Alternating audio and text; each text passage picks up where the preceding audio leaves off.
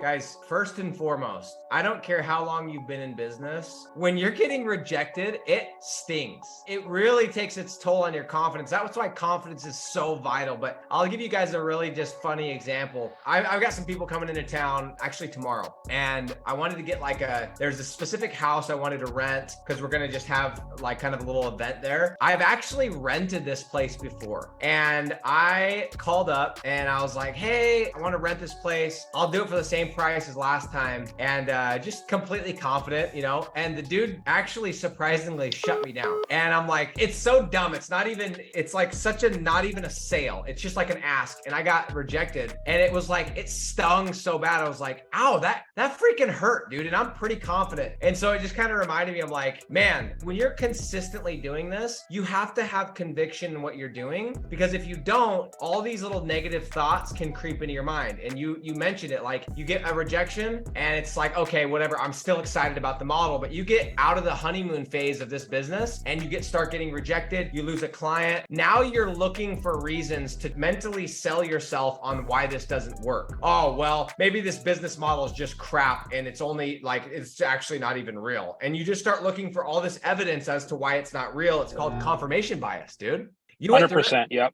I've been through this in different areas, not just in sales, but the point is, guys, and I saw this happen. You guys, if you're on this call right now, you've probably seen Google's cracking down on GMB, and there's just different things. There's a few people getting in trouble for doing stuff that's shady, whatever, right? And it's not even the same thing as what we're doing. It's completely different. We're not going to get into it on this call, but I saw people that as soon as that came out, they were using that as an excuse to not do this business model. Hey, this business model is a scam. This business model is not legal. I'm like, bro, trust me, we've got multiple attorneys doing this inside of our program. It's plenty legal. Relax. But those are two things that, as you were saying, I'm like, dude, these are so true. So guys, what we're saying is, I don't care if you're getting into SMMA, if you're in print on demand, if you're in FBA, whatever the model is, you sell software, you do door knocking. If you do not have conviction in what you're doing, you're going to get knocked straight on your ass. And it's going to be very easy for you to sell yourself on, hey, it's not me, it's the model, and you're going to want to blame it. So I want to give you credit, Aaron, because you did reach out to us because you're human. And I'm sure at that point you're like, well, if I could just cut my losses, thank goodness that we're like, yeah, you can, because I knew that wasn't the issue. The issue was you just needed to get a deal. So I want to give you credit that you picked yourself back together and you freaking went after it. That's not easy, dude. So I want to ask you, for those that have started this, they've kind of got kicked in the teeth. They've lost the deal. They've made some calls. They've gotten the Google suspension, a Google ad suspension. They've just kind of gotten punched in the stomach. Any advice for somebody to just start over and like, okay, I know I got kicked in the teeth. I know this happened.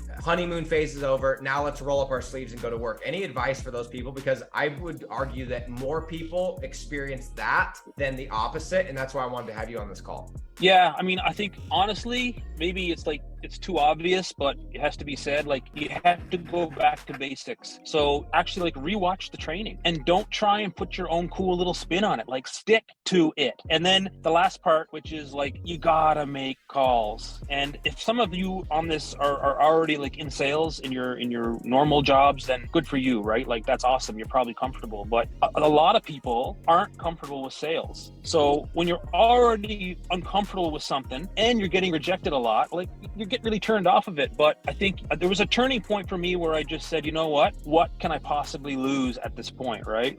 So yeah, I think the message is, go back to the training, don't get cute, stick to it, and then just keep calling. You gotta make calls. I hate to say it, like, it sucks, but on the other hand, when you do get a deal, remember, I'm not in sales, so this was the first thing I ever sold in my life besides a book at a flea market, right? So the feeling of closing the first deal, tell us about that first deal you closed. Was it you just elated?